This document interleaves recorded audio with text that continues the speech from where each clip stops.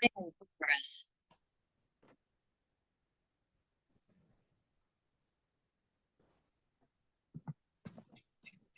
Good afternoon, everyone. We'll give it just one more moment.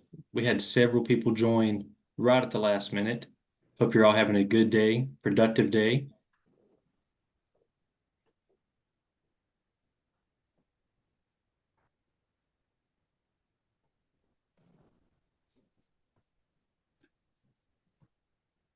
As we're waiting for folks to continue coming in, feel free to cut on your video, mute your microphone, and I would encourage you to update your name in the chat so that we know what organization, energy office, state you're representing.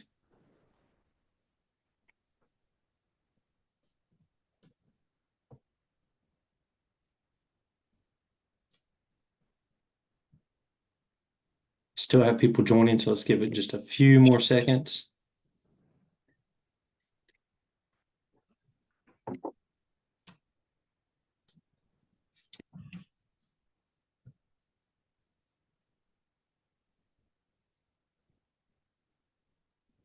All right, it looks like it's slowed down. So again, thank you all for joining. I'm Blake Kenny, Program Director for Energy and Security and Resilience here at NASEO, the National Association of State Energy Offices and Officials.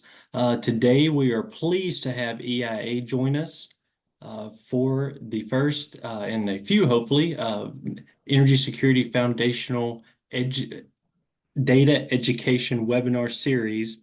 And out of all the resources out there, we wanted to start with EIA, the Energy Information Administration. So many resources that we all rely upon on a daily basis, sometimes multiple times a day, and a lot of great reports and outlets out there. So we wanted to bring EIA and share where some of that stuff can be found, answer your questions. Really want to encourage that. If you have questions anytime along the way, drop them in the chat. We will do a walkthrough of resources if needed, but looking forward to this conversation. And joining us from EIA, we have John Staub, the Director of the Office of Energy Production, Conversion, and Delivery. And with him is Alex May, industry economist within that office. And without a further ado, gentlemen, I will turn it over to y'all. And again, thank you for joining us, EIA, and thank you all for joining us for the webinar. John? Thank you. Happy to be here today. I'm going to share my screen. Just give me 1 minute.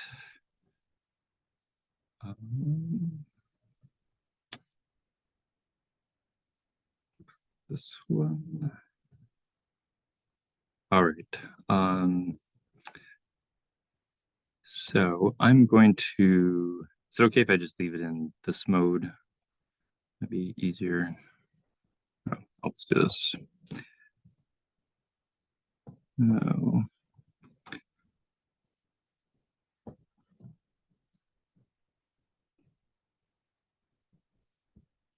Are you, I don't use WebEx too often. Are you seeing both, like the preview notes or just the main slides? Yes, sir. We are in the preview version where we see the notes. Yeah. Okay.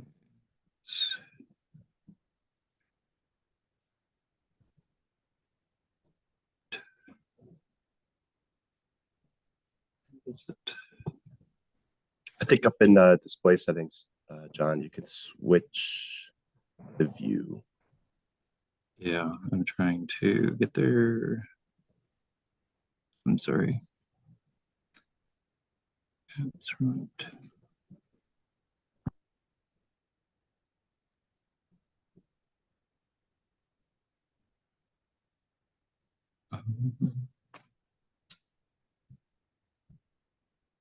Okay, well, that is, I'm just gonna hit escape.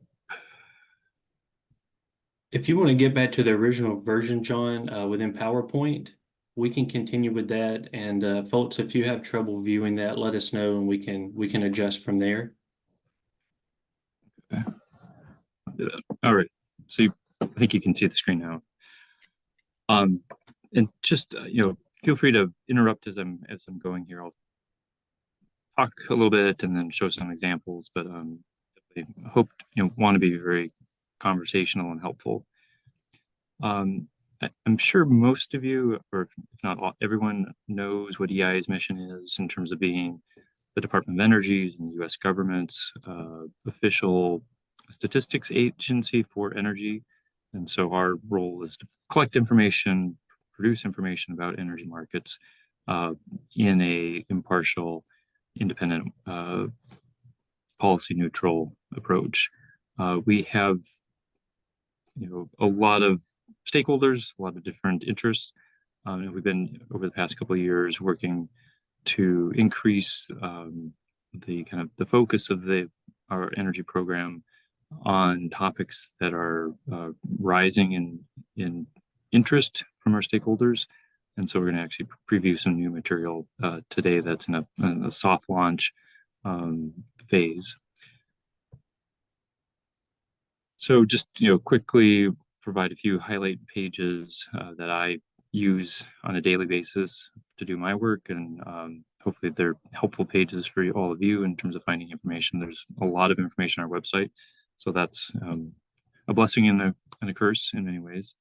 And then a few kind of live examples of navigating our website, and then open it up to questions and additional data navigation. The main pages that I wanted to draw all of your attention to are, we have a page that lists all of our publications kind of by periodicity. So there's weekly, even hourly, monthly, annual publications, and they're organized such that the next annual publications, kind of the ones that are on deck, are at the top of the list, and the ones that are farther away or farther down the list. So that's a great page. I'll show you what it looks like in just a minute, but we have links here just for convenience after the webinar. Secondly, we've redesigned our layout for our Today in Energy series, and we've combined a lot of basically most of our observational near-term analysis underneath the Today in Energy banner to provide kind of more of a one-stop location for all of our analysis and discussion of relevant energy topics. And a third page to look at is our tools and dashboards landing toolkit, I guess you could call it. And we'll talk through some of the data browser tools, mapping tools, and other information there. And then finally, our our survey forms often are useful in terms of really understanding what the data in a publication means and how it was collected, what types of organizations provided the information, et cetera. And so those are kind of four main pages that I use very frequently. So we'll kind of talk through some examples here in terms of products. I've just already mentioned the Today in Energy series. We also, Alex is going to talk about our Electric Power Monthly and our Electric Power Annual. And then third, we'll talk about, or fourth, I guess, we'll talk about our wholesale electricity market portal. It relates to RTOs and ISOs, but collects data on hourly market activity. So it helps put it in context in terms of what the prices are, the generation, weather information, all in one place. And I'll come back to this page in just a minute here. So the all reports page that I mentioned at the beginning here, this is just kind of a quick view of the page where you have our Today in Energy series. You have some of our daily dashboards that are updated, and pretty much autonomous systems. So we have like a New England dashboard and a Southern California daily dashboard. And those two came out of energy disruption events that led to a call for being able to see data more quickly and timely. And then we have our hourly electric grid monitor, and now we'll have this new wholesale energy markets portal. Then there's weeklies as I mentioned, and then monthlies are farther down the page. In terms of annuals, you can see like we're in March, and so there's additional reports that are planned to come out in March. And then the next annual publications would be May and June, etc. And if I go to our website, and this just goes to prove I have my publications page right here bookmarked, so I use this very frequently. And you can see our mini weekly publications, and then you go down to monthly publications. And there's also additional information in terms of frequently asked questions and our energy kids page, which are often useful for adding context to these publications. Back to and actually, while I'm at it, I'm just going to hop straight over to Today in Energy. And with our Today in Energy series, we currently have now added some kind of filtering that allows you to filter by different length articles. So if you're looking for an announcement or in-depth analysis, those are things that we will be using more over time. Currently, I think most things are still just considered in brief analysis. There's generally what we've done is we have an article with the graphic that puts data in kind of time series context. Typically, there's information about kind of like the very kind of top level abstract of what the article is about, and you can go in and read more about the article by clicking on the piece there. One thing that I'll note is we've built these articles to be accessible across many platforms, and so sometimes if you find yourself with kind of a little bit of struggling with the kind of size of fonts and things, sometimes shrinking your browser window down might make it just to feel a little more consistent and uniform. But this is set up so you can pull it up on your mobile device, because that's where a lot of people actually access our information. So pop back out here. There's also our tags for the articles, and if you look under an article, there's a list of tags at the bottom. So here we have the principal contributor, and then you have tags. In this case, it was about natural gas, but it also relates to the Haynesville shale play and the Permian oil and gas play, as well as production and supply. And tags are a quick way to navigate across a lot of topics. Some of the most frequently used and referenced search for tags are at the top here, but if you actually click on Browse by Tags, that will bring up a whole list of the tags in alphabetical order, or you can look at the tag cloud and kind of see the alphabetically the ones that are most frequently linked to or searched for, so kind of the ideas pop out at you. We do have price information provided daily. We don't provide time series on these prices due to our subscription and reuse agreements with the data providers, but it does provide a daily snapshot, so you can have that readily available while you're looking at other data. And then there are archives, which are just stored by time. So pretty straightforward there for our Today in Energy series. Going back to our slides here, we have our tools and apps or data maps. And so I can pop back over here.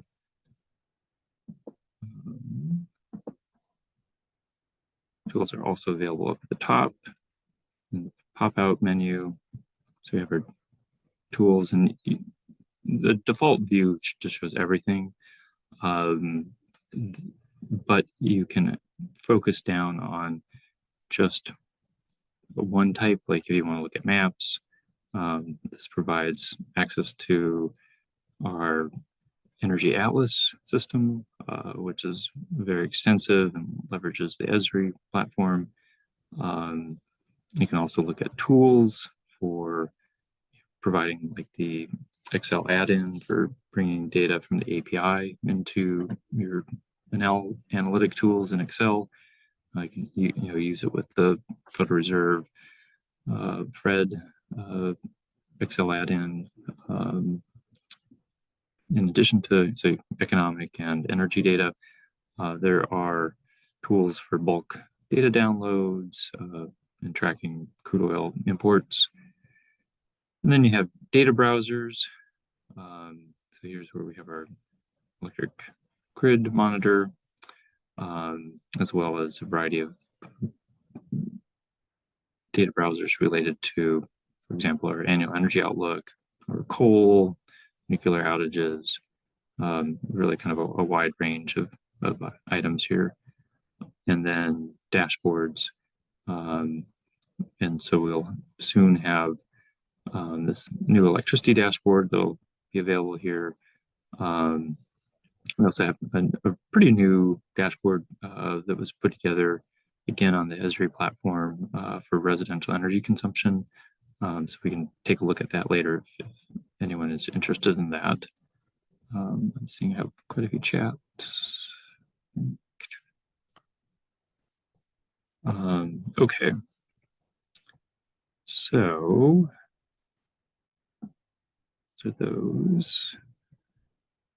And I think I'll pause there. And I'm going to turn it over to Alex. Alex, would you like to talk a little bit about the Electric Power Monthly? You're welcome to share your screen if you'd like.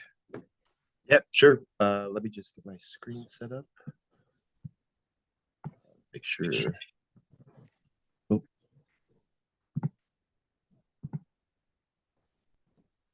As Alex is getting going, just wanted to remind folks, if you have questions along the way, feel free to drop them in the chat. We will certainly respond to those.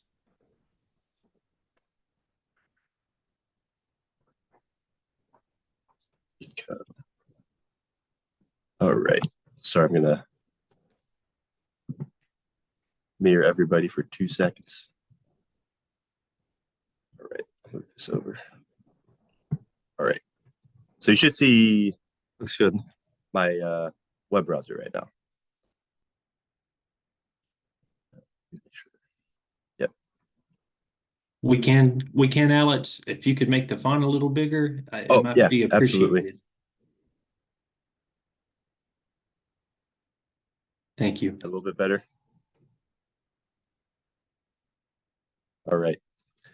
Yeah, so thank you, John. Yeah, I just thought I would show some examples of some of the products I'm most familiar with, those being the Electric Power Monthly, the Electric Power Annual, and then the soon-to-be fully released RTO portal. But starting with the Electric Power Monthly, as in the name, this is a monthly report, and its most recent release was actually yesterday. So this is pretty fresh, off the press, if you would say. But like with most of our reports, there's an executive summary at the beginning, and it comes in both a HTML, I believe a PDF, and then a Excel format.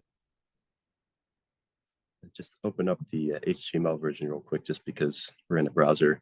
I know it's kind of small, but it walks through some basic industry-wide metrics in terms of electricity. I'm sure John will show later a flow chart. This is mostly coming from 3 of our surveys or reports, the 860, the 923, and the 861, which are mostly are surveys and reports that monitor the electric power grid and parts of the transmission system. So this is Ben. Could you maybe, when you rattle off numbers of those reports, that doesn't mean a lot to folks on the call. Could you maybe explain what that means? Because y'all talking numbers and reports and surveys, but for most folks on the call, that's not going to mean anything.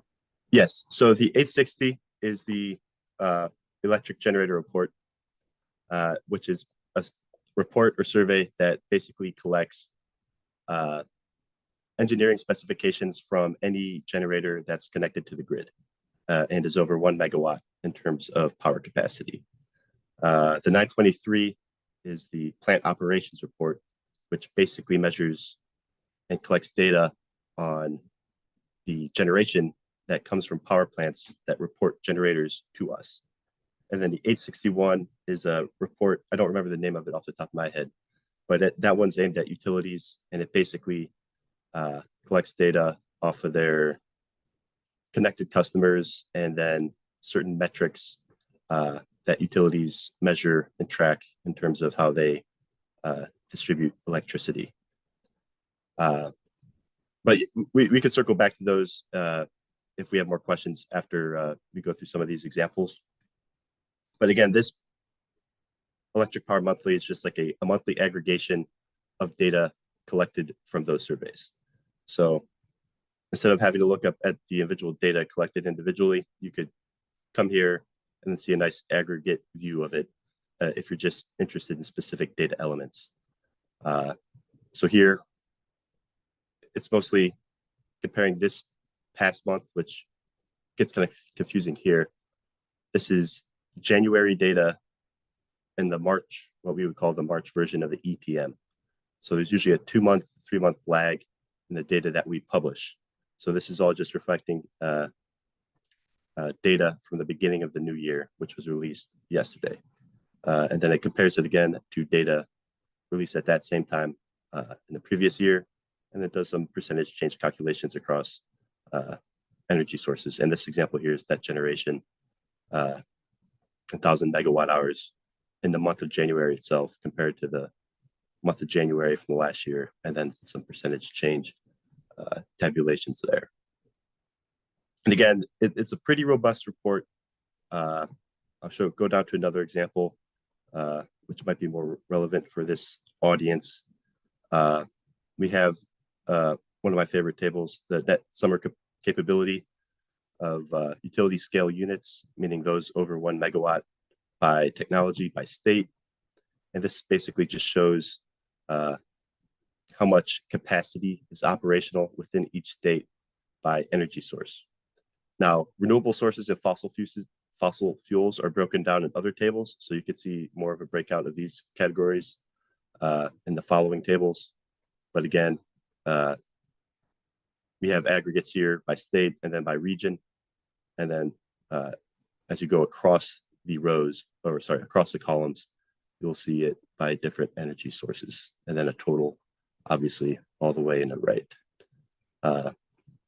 If you find a table you like, sometimes it's easy just to remember the label and then keep searching for it within the EIA website or within Google. And then you could just kind of set a reminder for yourself to keep checking it out on the publication date. Let me show you just an example of that broken down renewable sources by state.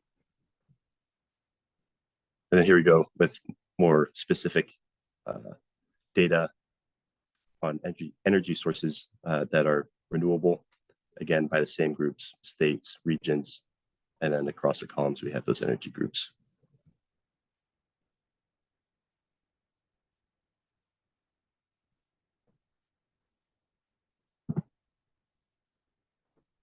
And then we have various appendices that help explain some of the calculations we follow or use to tabulate those, and then some of the sources as well to link to specific data items. We can come back to this. And just to mention, way down at the bottom there, we've recently added a appendix that focuses on electric vehicles, electricity usage. So that was a kind of a new data product that we're releasing in the Electric Power Monthly. Hey, Yeah. Alex, Sorry, I didn't mean to cut you off. Please go ahead. You're good. Um, No, before no. before we venture too far away from the report you were just showing, we had a question in the chat from Ben. Are you able to run a report to show the renewables for your state by year? I believe, yeah, there's probably a multitude of methods you could use to get to that. I know we have an API, which I don't know too much about the API language that we have, but if that was something you wanted to like automate, I could definitely put you in touch with somebody to do that. What does API stand for? It's advanced. Oh, John, do you know off the top of your head, advanced that's about my familiarity with API. That's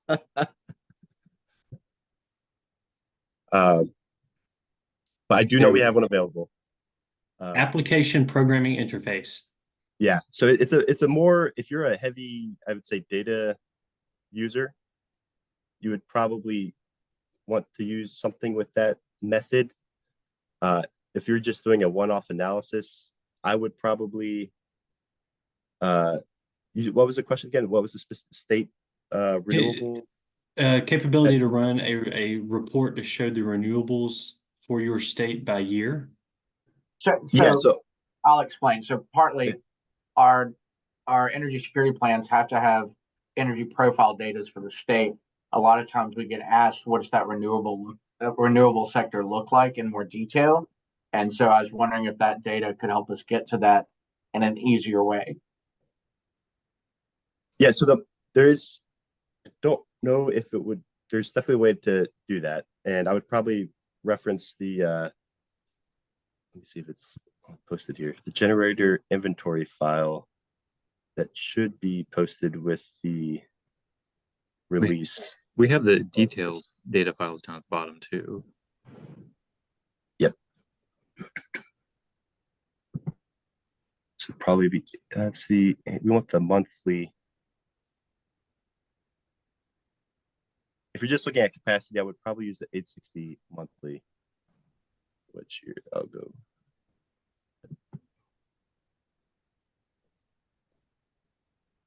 Go to my bookmarks.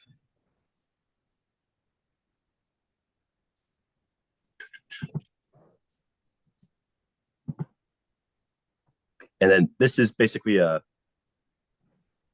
generator inventory that's updated each month. So this is also used by that Electric Power Monthly publication that we use. And this is released and basically in sync with that publication. So we have a data file here that's basically a list of all electric generators that we know of that are connected to the grid and are over 1 megawatt nationwide and in Puerto Rico.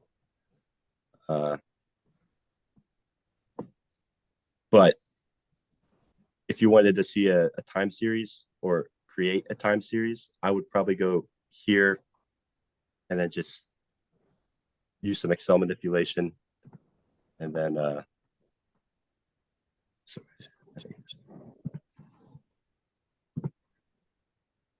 That's okay. I think we can move on.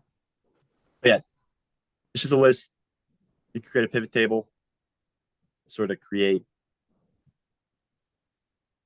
a time series based off metrics that we have, operating year, and then we have capacity, and you can sort of backtrack that. I believe also that we have the electricity data browser that you might be able to do a similar thing with, which John, we could circle back to that once you start sharing if you want.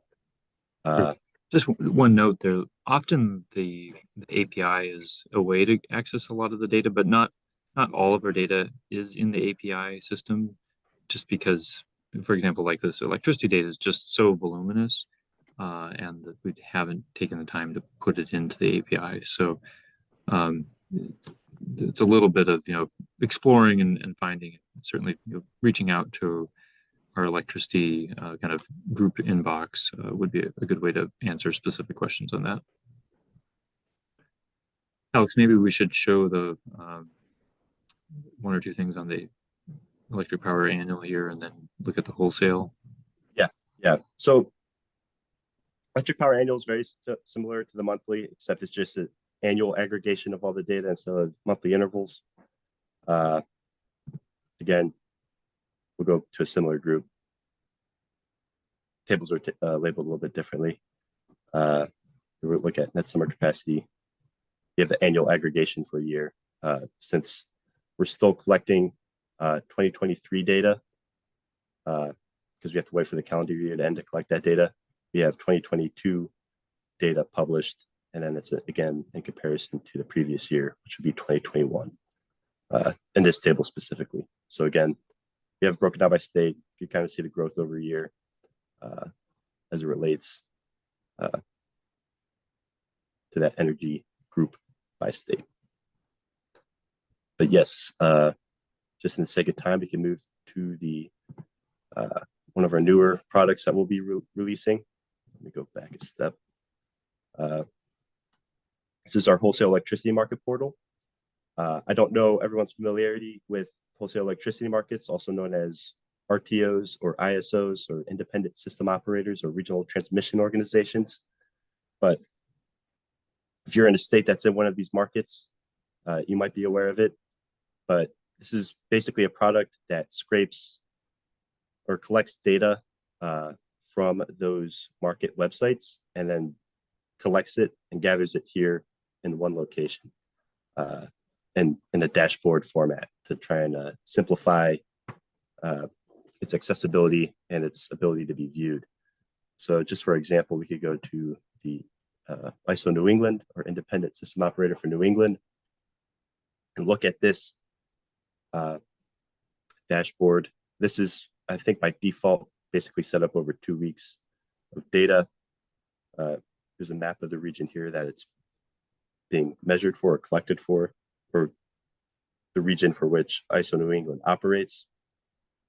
And then we have visual here that looks at generation by fuel. You can apply filters. You can highlight stuff as well, highlight data elements. Oh, sorry. Little data callouts. And then going through it, we have some load data, and that could be broken out by region within ISO New England. So if you just want to look at a specific region for Connecticut, you can see their load, their hourly load data throughout the past 2 weeks. And this time series could go back for at least since we've been collecting it, which is, I believe, about the beginning of this year. We have some temperature data to correlate with that, so you can kind of see what the weather metrics are in the region to see how they interact with load. And then with wholesale electricity prices, again, we can see some of the price data over the past 2 weeks.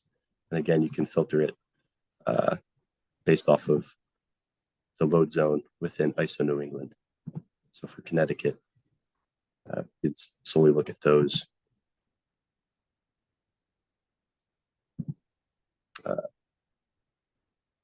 As well as other regions like Maine. And again, that's both in day ahead and real time. Hourly data for day ahead and 5-minute data for the real time. Other ISO regions may not have the same interval of data. So some of them might just be hourly. Some of them might be 15-minute. Kind of all depended on what they had available to the public.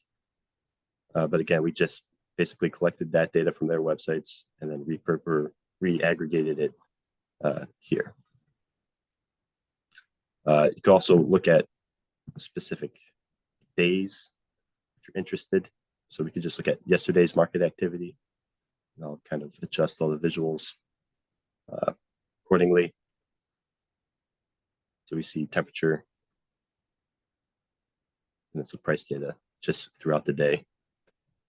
And then the generation data throughout the day as well. And then if you want, oh, yep. Do you mind showing us one of the other regions also before we leave the page? Yeah. Any preference?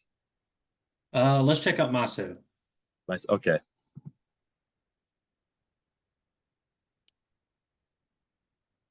Sorry, I didn't mean to cut you off there. Oh, no, you're good. No, no. So yeah, here's similar data, just a different region. The generation data broken up by load zone within MISO. I guess I should say, I think they do it. The generation is collected in regions, but then their load data is broken out by load zones, as with their price data. So yeah, each RTO sort of has its own way to slice its data, which is one of the reasons we wanted to put this together, to try and give everybody a kind of, it's not always apples to apples as you relate data across RTOs. So we just always wanted to kind of have them be visual within their own region, and then hopefully you gain an understanding of one, and then hopefully could apply some of that background knowledge to another one. But again, it's not always easy to compare regions or RTOs to one another. It's kind of always best to see how they're operating within their own area to fully understand the data. But again, yeah, similar functionality. You can filter on energy source. We can look at load zones by region. Temperature data. We have 3 temperature hubs within MISO, which we tried to pick weather stations near population centers just to have that be this kind of see. I think we had thought that'd be the best correlation to see what temperatures impacts would be on electricity prices. And then here we can see the price hubs, filter on those specifically as well. And again, here we go. Here's another example. So if you remember, for ISO New England, it was 5-minute real-time data. For MISO, we were only able to get hourly real-time data.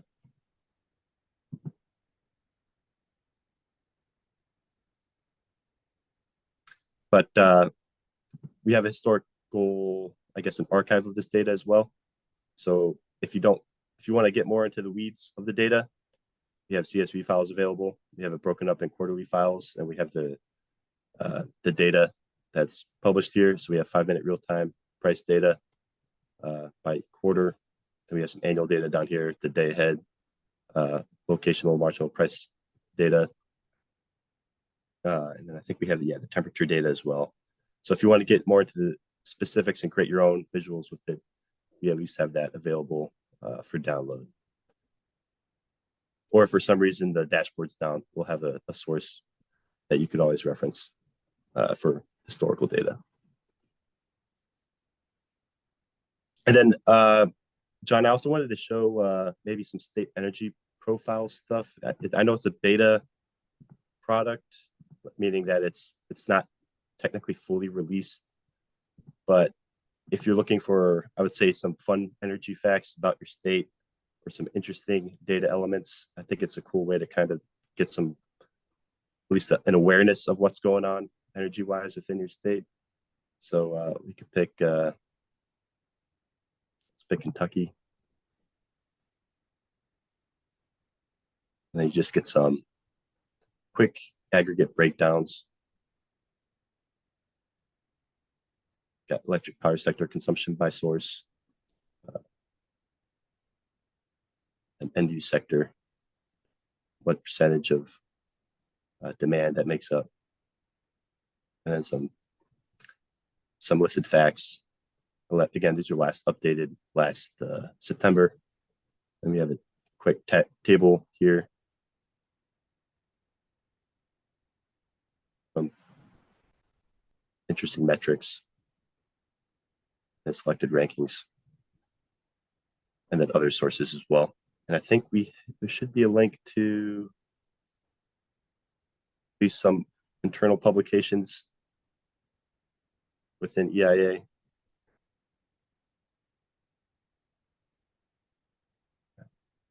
I see it right now, but yeah.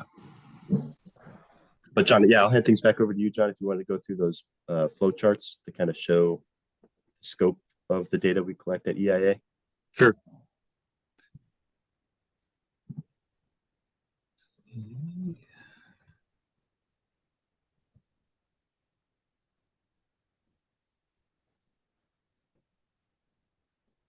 So I have two flow charts that just provide a little bit of context in terms of how we kind of think about energy across the marketplace. In terms of sources of energy that contribute to electricity production, we have surveys on the coal industry in terms of imports and exports and uses of coal. We also have a kind of set of a survey that's focused on wood pellet production that's typically used for a variety of different types of heating, whether it's domestic sales or exports. And then we have coal production, uranium and nuclear fuel production, electric power, PV modules, those contributing to generation, as well as wind turbines, battery storage, kind of more traditional, large scale gas, coal, nuclear generation units. And so some of the survey numbers are included here just for reference in terms of like the 860 or the 923. And then we have our hourly electric grid monitors based upon the 930 data, as well as data about imports and exports. And then Alex was just showing you what we for quite a while had been called our RTO portal, but now we're calling our wholesale electricity market portal. And then that's getting the electricity to end use distribution utilities that supply power to whether it's transportation, industrial, commercial, residential uses, as well as some distributed generation type sources. So there's kind of covering the whole swath of fuels in terms of production, conversion, and delivery into the consuming market. And then similarly, we have just a flow chart here that tries to capture kind of all of the petroleum and natural gas, including bioequivalent fuels that are produced domestically or brought in from imports from whether it's Canada or on water.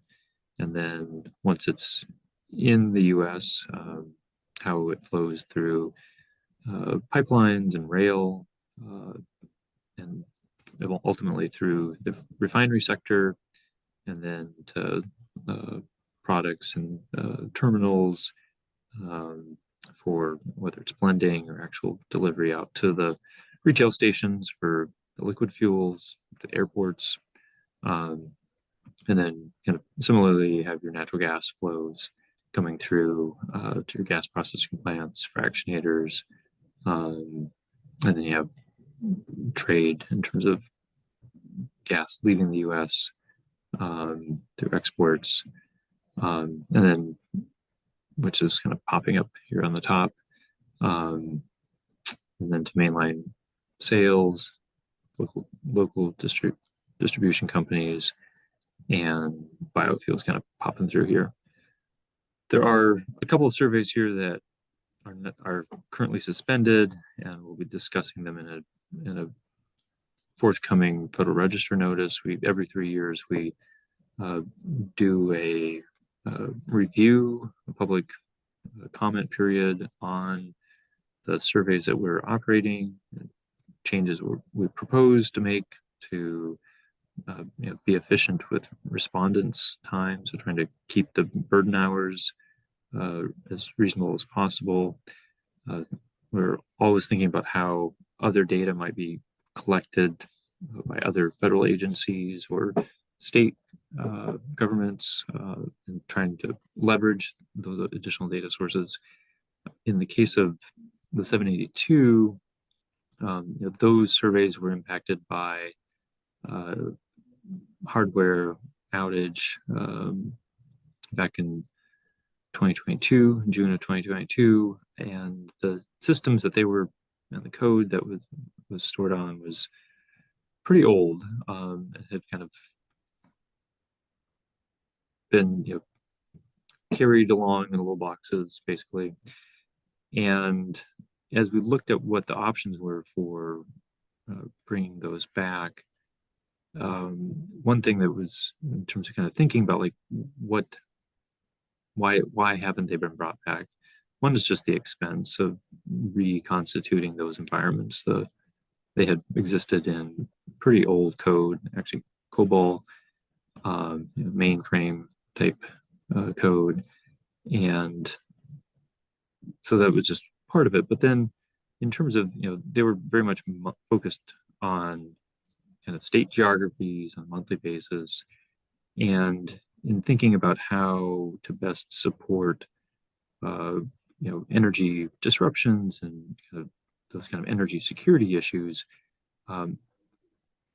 our thought is that having monthly surveys, which have a 2-month time lag in terms of for the respondents to collect the data, organize it, submit it, and then for us to process it and publish it, having surveys that are on that time scale complemented by weekly surveys that get the data out much more quickly provides a kind of a better tool set for understanding disruptions in real time. It's pretty difficult on the liquid fuels or even the gas type market data to collect it any faster than a week. We've in some of the events that have happened over recent years, like the Colonial Pipeline shutdown, it's pretty hard to actually go out and collect that data faster than that weekly cycle. But our thought is that between the Petroleum Supply Monthly and the weekly Petroleum Status Report, those two reports in complementing each other provide the ability to understand markets. It's not by state, but it's by markets and how the markets work together. And so that is our current kind of approach to it. But we'll have public comment period coming out pretty soon. Next few months, there'll be a Federal Register notice. And so you'll be able to see that if you go down to our survey, on our survey forms page, underneath the 782 survey, for example, there'll be a link to the Federal Register notice. So those are the things that we had to share. Would be happy to open it up to questions at this point in terms of items all of you would like to talk about. So, John, we had a few questions in the chat I wanted to make sure we addressed. So we had a question earlier, and I think this applies to various sectors, but can you, difference between a survey and required reporting? Is it the same thing with just different language, or how do we differentiate those two? EA is collecting a lot of different information from various sources. So any comments on survey versus required reporting? So some surveys are voluntary and some are mandatory, and there's kind of differences in why some are mandatory versus voluntary. The EIA has some kind of unique legislation that allows us to have these mandatory surveys, and they've been important in the past for compelling a complete census of parts of the industry so that we can provide a very clear picture of the health and activity of the market in that sector. Respondents are the companies that are generally responding to the surveys, and we are always actively looking at non-survey data. In some cases, like I mentioned, like some of the price data we purchase, this wholesale electricity markets data, kind of the term of art is it's found data. It's not a survey. We're scraping the data. The RTOs and ISOs know that we're doing that. And our goal here is to provide context to people that better understand how these markets are operating. There was a question earlier about is that data available at the US level? And the answer is no, just because of, it's some of the market areas don't produce data, don't provide data in this kind of contextual setting. So the information just doesn't exist in the public space. Thank you, John. We had another question. Does EIA offer any market predictions? So we have our short-term energy outlook. So underneath topics, you can look at our short-term energy outlook, or you can also look at our long-term projections that go out roughly 25 years. So we have our annual energy outlook and our international outlook.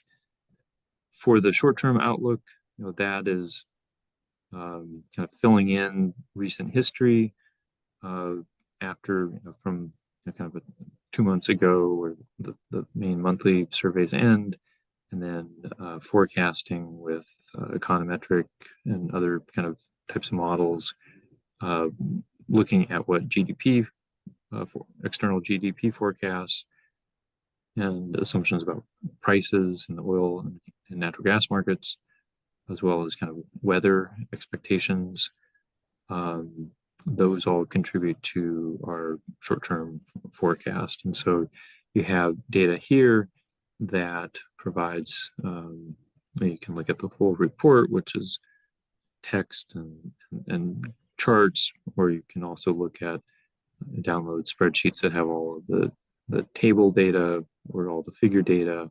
And there's also a browser, so you can actually kind of go in and look at the specifics there. And from the browser, oops, did not click quite right.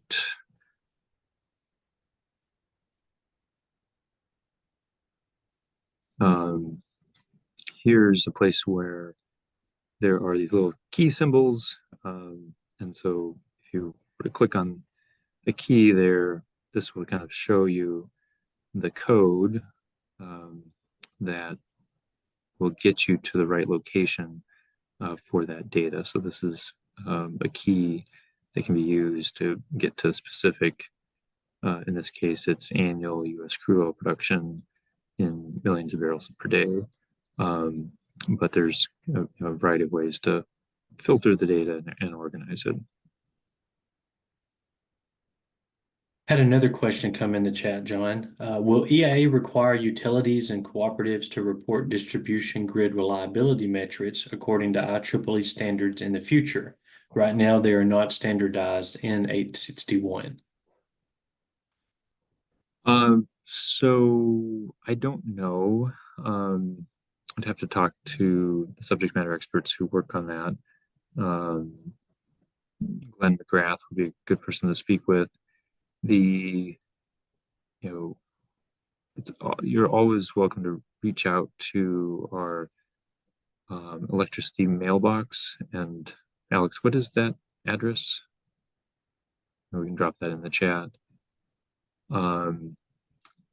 Also, during our comment periods is another way to add that kind of into the public record, and the encouragement of that. We are kind of constantly trying to provide the most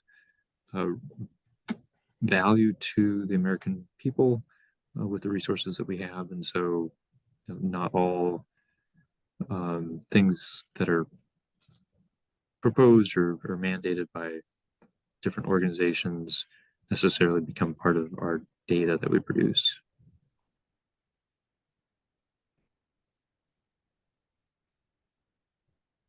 Other questions, comments?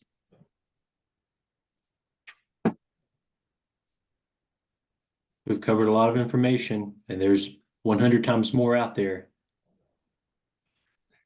That is for sure. I believe that email address is infoelectric@eia.gov. Perfect. That would, I believe, get you specifically to the electricity data experts that work on those reports. And I could copy, I'll paste that into the chat. Thanks, Alex.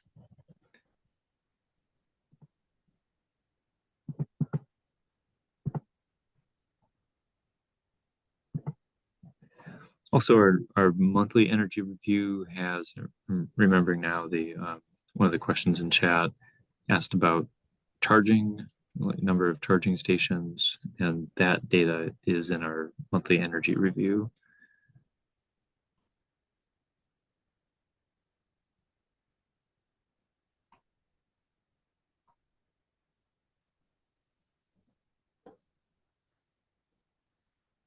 Now, we've covered a lot of products and resources today. I know I get EIA updates regularly via email, weekly petroleum report, saw that earlier today. What's an easy way for folks to sign up for that newsletter if they aren't already receiving it? Yeah, there's probably easiest is just to Google contacts at or newsletter, or forget exactly what it is. But there is, up at the very top of our webpage, it says news, and you can sign up for the various distribution lists. You can also often on some of these publication pages, you can find that information, and I will drop a link in.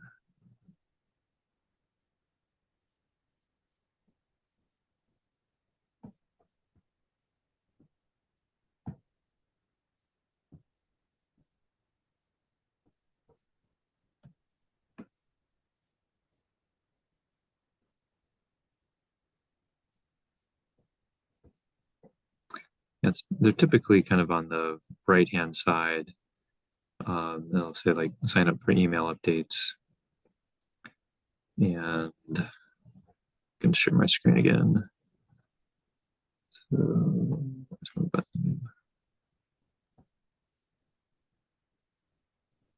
So here's the sign up page. So you can just put in your email and you can select any of the lists. There's a bunch.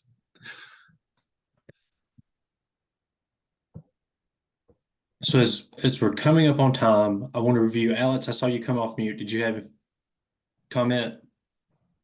Yeah, I just want to say that link is at the bottom of the page on like the web page. So if you scroll to the bottom of any EIA web page, I think there's a thing that says email updates. It should be in the bottom right. It's like listed with I think the social media links too. So it's Good deal. Should be accessible from anywhere within the EIA web environment. So following the webinar, we will circulate the slides with all the links, including the links we've dropped in the chat that aren't included. Alex, as a reminder, when could we expect to check out those portals? When do you think they might be public facing? Technically, they are operational now. The link is not public yet, so you can't search for it in Google. But if you know the direct link, you could go there. I believe the full launch is scheduled for April 8th or 9th. So soon. Yeah, soon. So, but yeah, feel free to look at them. If something looks funny or you think is wrong, I like to think that at EIA we have a pretty good back and forth with our users. So a lot of times if something doesn't look right, we always have a good discussion about why it is right or making those corrections. So we're using new technology here. We're leveraging Tableau, and it's an exciting change to how we're doing it. The idea here is that a lot of those graphics that you see are basically containers that allow us to better visualize the data in a more autonomous approach. And the idea is that as we kind of work out the wrinkles here, hopefully that'll allow us to leverage it across many of our other data products. Certainly some neat capabilities with Tableau. Yep. John, one last question for you. Time frame again to look out for that Federal Register notice. I know that'll be of interest to several folks on the call today. Yeah, I don't remember the exact, whether it's May or June when it would come out. But if you go to our survey forms and then just go down to 782, when it does become available, you would see it there. That's kind of the easiest way to find it. Great, great. Well, we are 1 minute over now, so we'll wrap things up, seeing no other comments or questions coming in. Alex and John, thank you again for your time this afternoon and addressing us, sharing more of the EIA's resources. So much out there, but you've provided great insight and walked us through some of those key resources. So we'll be in contact soon. And for those attendees, thank you again for joining us, and we'll be circulating the slides in the near future. Hope you all have a great afternoon. Thank you, everyone. Bye. Thank you. Have a good one.